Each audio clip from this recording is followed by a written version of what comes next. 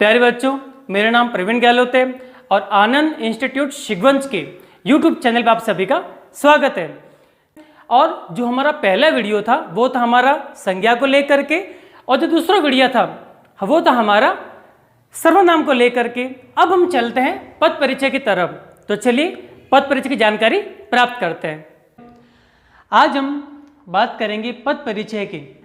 इससे पहले हमारे बहुत सारे वीडियो बन चुके हैं जिसमें हमने इन सारी चीज़ों का थोड़ा सा ज्ञान प्राप्त किया है, या ऐसे कहे कि इनकी परिभाषा, इनके भेद, इनके बारे में पूरी जानकारी हमने प्राप्त की है।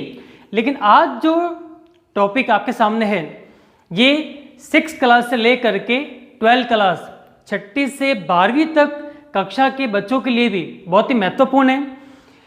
ये जितना भी मैटर आपके सामने लिखा गया है, इसको पढ़ने के बाद आपको किसी भी परिभाषा को याद करने में ज़्यादा दिक्कत नहीं होगी और बड़ी ही आसानी से आप इसको समझ सकते हैं। अगर कोई आपसे पूछे जैसे वर्ण के बारे में, पद के बारे में, सर्वनाम के बारे में, तो आप बड़े ही अच्छे से उनको समझा पाएंगे। इसलिए बहुत ही छोटे रूप में इनकी परिभाषा यहाँ पे लिखी गई है, जो अपन अभी यहाँ पे पूरा डिस्कस करेंगे। तो चलिए शुरू करते हैं अपन। आइए सबसे पहले देखते हैं कि वर्ण किसे कहते हैं। वर्ण एक ऐसा शब्द है जो छोटी क्लास से लेकर के बड़ी से बड़ी क्लास तक पूछे जाते हैं। बहुत बार तो बड़े बड़े एग्जाम के अंदर भी, बड़े बड़े इंटरव्यू, साक्षात्कार के अंदर भी इनको पूछा जाता है, लेकिन बहुत सारे लोग वहाँ पे इसका उत्तर नहीं दे पाते। क्यों?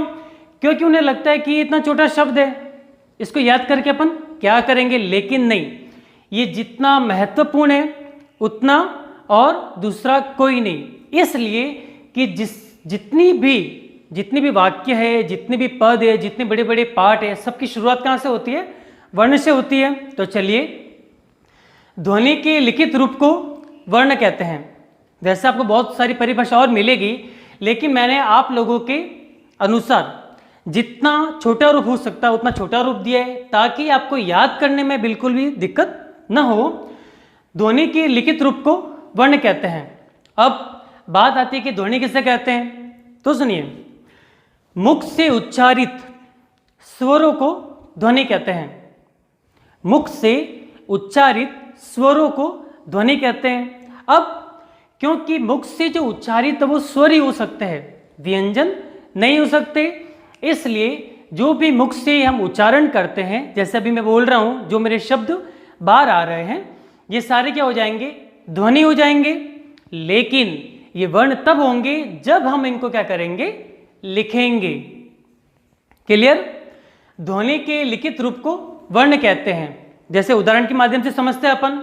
जैसे कि अभी मैं बोल रहा हूं क, अभी ये क सिर्फ क्या है? ध्वनि है। लेकिन जैसे ही इस क को यहां पे लिखा जाएगा, ये क्या हो जाएगा? वर्ण हो जाएगा। इस प्रकार आपको ध्यान रखना है, पता चल जाएगा आपको कि ध्वनि के लिखित रूप को क्या कहते हैं? वर्ण कहते हैं। आपको याद रखना है। उसके बाद बिल्कुल क्रम से इनको जमाया गया है ताकि आपको आसानी रहेगी। शब्द किसे कहते हैं? तो देखिए, वर्णों के सार्थक योग को शब्द कहते हैं। है बिल्कुल छोटी सी परिभाषा, आपको याद जल्दी से हो जाएगी। वर्णों के सार्थक योग को शब्द कहते हैं। शब्द किसे कहेंगे? जब बहुत सारे वर्ण क्या हो जाएंगे? मिल जाएंगे, तो वो क्या बन जाएगा? शब्द बन जाएगा। जैसे कमल और मलक, यहां पे 2 शब्द है। एक तो है कमल जिसका अर्थ निकलता है, एक है मलक जिसका कोई अर्थ नहीं निकलता। इसलिए दोनों शब्दों को यहां लिखा गया है कि आपको सार्थक शब्द का जो महत्व है उसका पता चल सके। जो कमल शब्द है वो सार्थक है, उसका अर्थ निकलता है। तालाब में जो पुष्प उत्पादित होता है या जो हमें दिखाई देता है, वो कौन सा हो जाएगा? कमल हो जाएगा। तो कमल शब्द हो जाएगा सार्थक शब्द, और जो मलक शब्द है वो सार्थक शब्द नहीं है। तो परिभाषा क्या हो जाएगी? वर्णों के सार्थक योग को शब्द कहते हैं। जब बहुत सारे वर्ण मिलेंगे और वो सार्थक शब्द होना चाहिए, उसका कोई ना कोई अर्थ निकलना चाहिए, तब वो क्या हो जाएगा? शब्द हो जाएगा। अब उससे आगे शब्दों के सार्थक योग को वाक्य कहते हैं। ध्यान रखना, शब्दों के सार्थक योग को वाक्य कहते हैं। सबसे पहले क्या था अपना वर्ण, ध्वनि के लिखित रूप को वर्ण कहते हैं। उसके बाद था शब्द, वर्णों के सार्थक योग को शब्द कहते हैं। और तीसरा टॉपिक है हमारा वाक्य, जो क्या हो जाएगा, शब्दों के सार्थक योग को वाक्य कहते हैं। चलिए देखिए, राम घर जाता है, ये कैसा वाक्य है, तो सार्थक वाक्य है। इस वाक्य का अर्थ निकलता है कि कोई राम नाम का व्यक्ति है जो घर पे जाने की क्रिया कर रहा है। लेकिन अगर यहाँ पे इसको उल्टा लिख दे अपन, है जाता राम घर, तो ये वाक्य का होगा असार्थक हो जाएगा, इसका कोई अर्थ सही तरीके से नहीं निकलेगा। तो अगर शब्दों को सार्थक तरीके से जमा रखा है तो उसके योग को कहेंगे अपन वाक्य।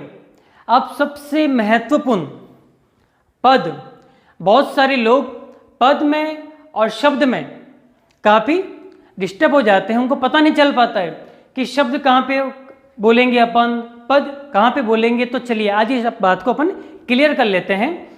वाक्य में प्रयुक्त होने वाले शब्दों को पद कहते हैं।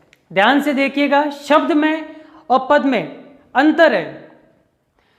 वाक्य में प्रयुक्त होने वाले शब्दों को पद कहते हैं। जो शब्द है पहले मिलेंगे तब क्या बनेगा, वाक्य बन जाएगा।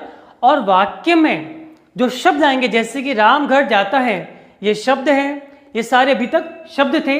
जैसे शब्द मिले तो क्या बन गया, वाक्य बन गया। अब हम वाक्य में जो शब्द लिखे गए हैं इनको पद कह सकते हैं। जैसे राम पद हो जाएगा, घर भी क्या हो जाएगा, पद हो जाएगा। इस प्रकार ये परीक्षाओं में विशेष तौर से पूछे जाता है प्रश्न, इसलिए क्योंकि लोग, बच्चे शब्द और पद में सही भेद नहीं कर पाते हैं। तो पता चल गया आपको, वाक्य में प्रयुक्त शब्द को क्या कहते हैं, पद कहते हैं। उसके बाद देखिए कारक, कारक पहले भी अपन पढ़ चुके हैं। कारक वैसे 7 होते हैं। कारक का काम ये होता है कि ये वाक्य के निर्माण में सहायक होते हैं। अगर कारक नहीं होगा तो वाक्य का निर्माण नहीं हो पाएगा और हमें पूरी जानकारी नहीं मिल पाएगी कि कहाँ पे कौन सी विभक्ति को लगाना है। उसके बाद आता है संज्ञा। बहुत छोटा सा टॉपिक है, बहुत लोग पढ़ चुके हैं, बहुत बार पढ़ चुके हैं अपन लोग इसको। किसी व्यक्ति, वस्तु, स्थान, गुण, भाव आदि के नाम को क्या कहते हैं, संज्ञा कहते हैं। जैसे नाम हो सकता है नदियों के नाम, पर्वतों के नाम, किसी व्यक्ति विशेष का नाम। और उसके 3 भेद होते हैं, व्यक्तिवाचक, जातिवाचक और भाववाचक। उसके बाद है सर्वनाम।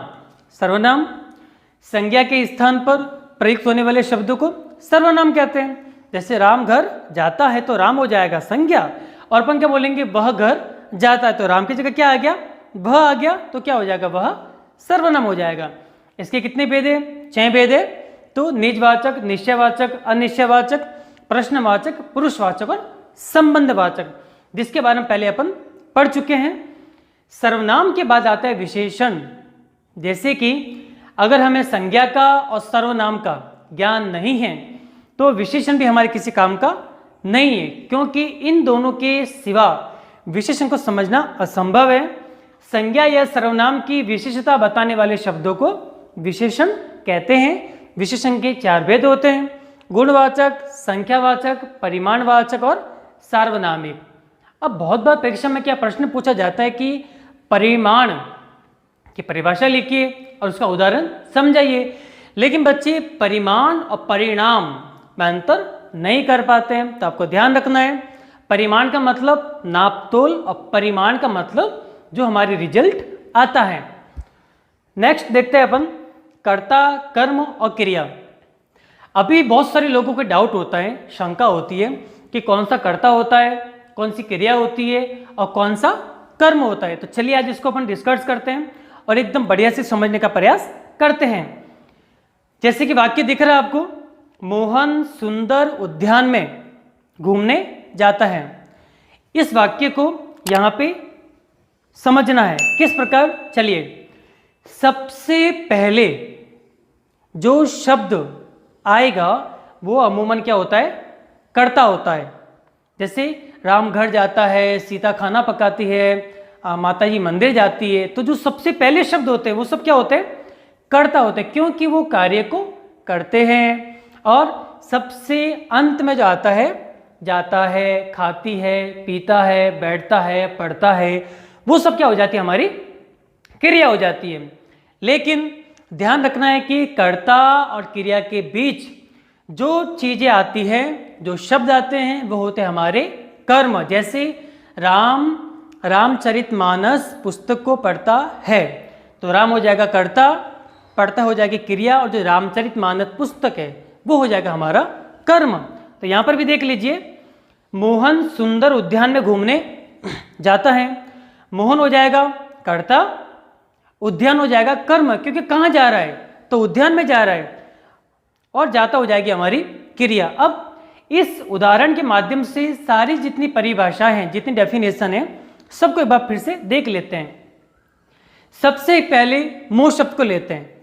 एक शब्द है, इसमें से आप म को लीजिए। म क्या हो जाएगा? वर्ण हो जाएगा। क्यों? कि ध्वनि की लिखित रूप को क्या कहते हैं अपन? वर्ण कहते हैं। वर्ण हो गया। अब वर्णों के सार्थक युग को क्या कहते हैं? शब्द कहते हैं। तो मोहन क्या हो गया? शब्द हो गया। अब शब्दों के सार्थक समूह को क्या कहते हैं? वाक्य कहते हैं। तो मोहन सुंदर उद्यान में घूमने जाता है, ये पूरा क्या हो गया? वाक्य हो गया।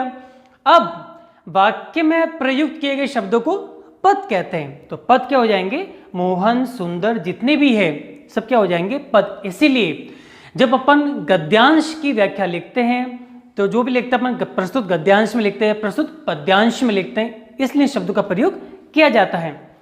अब इसमें और बहुत सारी चीजें जो अपन देखते हैं। सुंदर क्या है? विशेषण है। उद्यान कैसा है? तो सुंदर है। तो सुंदर क्या हो जाएगा? विशेषण हो जाएगा। और जो मैं है वो हो जाएगी अपना कारक। मैंने आपसे कहा था कि बिना कारक के वाक्य का निर्माण नहीं हो पाता है। जितने भी वाक्य होते हैं सब में कारक अवश्य ही रहता है, उसके बिना पूर्ण ज्ञान नहीं हो पाएगा। तो मैं क्या हो जाएगा? कारक हो जाएगा। इस प्रकार अपने वर्ण, शब्द, वाक्य, पद, कारक, संज्ञा, सर्वनाम, विशेषण, इन सभी परिभाषाओं को पढ़ने के बाद अगर आप इस उदाहरण को बढ़िया से समझते हैं तो आपको सारी परिभाषाएं वैसे ही याद हो जाएगी। और आगे जब भी आपको कभी परिभाषाओं को याद करने का मौका मिलेगा तो एक उदाहरण लिखने पर मात्र आपको सारी परिभाषा याद हो जाएगी। आपको एग्जाम में, परीक्षा में लिखने के लिए बड़ी आसानी रहेगी। आपको बिल्कुल भी याद करने में दिक्कत नहीं आएगी। एक बार कर्ता, कर्म और क्रिया फिर से देख लीजिएगा, क्योंकि बहुत बार क्या होता है कि अपन जैसे बार बार याद नहीं करते हैं तो भूल जाते हैं। आपको छोटे से रूप में ये याद रखना है कि जो हमारा वाक्य है उस वाक्य के सबसे आगे क्या होगा? कर्ता होगा, सबसे अंत में क्या होगा? क्रिया होगी, और बीच में जो शब्द आ रहे हैं वो हो जाएंगे हमारे कर्म। इसी के साथ मिलते हैं आगे की वीडियो में। जय हिंद, वंदे मातरम।